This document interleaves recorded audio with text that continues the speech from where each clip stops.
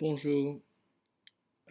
So I want to take the moment to go ahead and talk about the position of adjectives in French, and more so because some of the activities this week included a lot of reading passages, and there was great use of new adjectives and new vocabulary or mot that we did not, um, well, if you're not paying attention, it's quite difficult to sometimes um, engage or uh, join both the adjective and the noun. So I wanted to make a short presentation on that and compare it to some of the other Romance languages, specifically to some of the characteristics and how that's represented. How that is represented. So in terms of description, when we describe a noun, we always resort to adjectives to go ahead and modify them.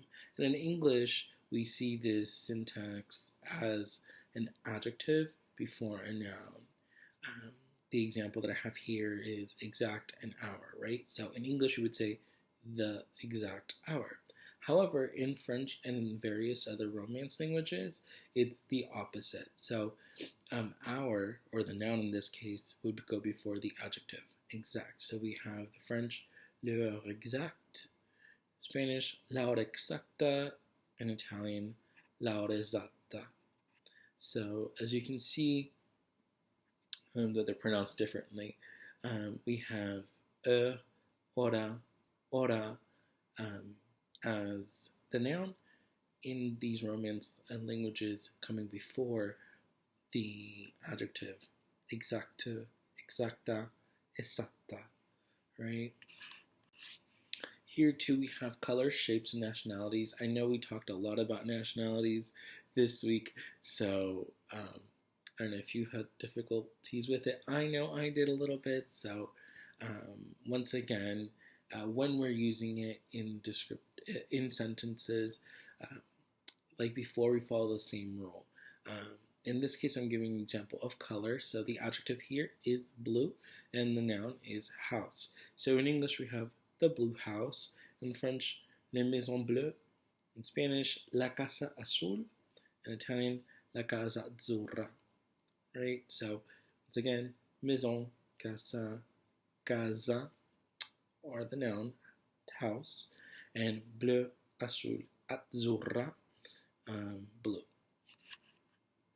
It's important to note here, I won't be covering it, but I know that the text that we are using in class does do a great job of explaining it. In French and Italian, you will see specifically with blue, it's already conjugated to the feminine adjective, right? So bleu, in this case, is la maison bleue, which is female home or female house. Blue then conjugates to the feminine. Same thing in Italian. Azzurro, you have azzurro, which means blue, masculine, and azzurra, which is feminine. There are some common adjectives, however, that we do have to acknowledge. Not all of these, but in some of these common adjectives, they alter the syntax order, but they might. So it's not for certain. And this alteration also changes the semantics of the phrase, which is very important.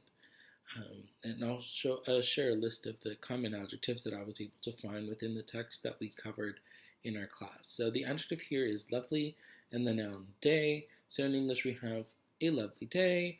In French, une belle journée. In Spanish, un bello día. In Italian, una bella giornata. Right?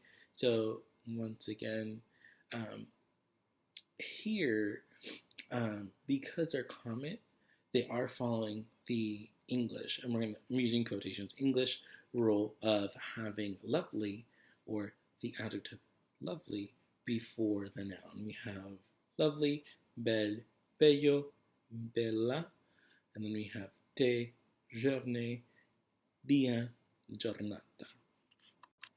Some of the common adjectives include peu, bon, court, quand, grosse, haute, jeune, jolie, long, mauvais, and you can read on. And then the one interesting aspect that I found, especially with some of the passages, was when they included more than one adjective.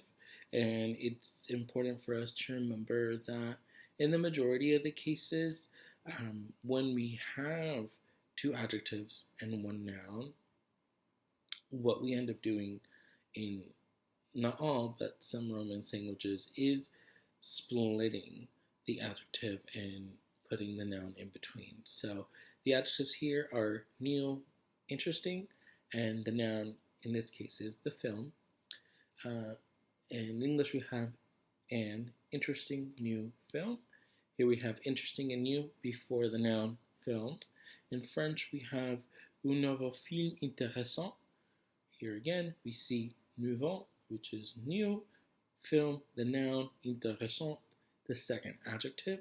In Spanish, we'd have una nueva película interesante, nueva, new, película, film, interesante, interesting. In Italian, we would have un nuovo film interessante, right? So I really hope that this short little video encourages you to keep reading in French, and as we read through the different modules, we aren't afraid to go ahead and make those connections between the adjectives and the nouns. Hope you have a great day. Au revoir.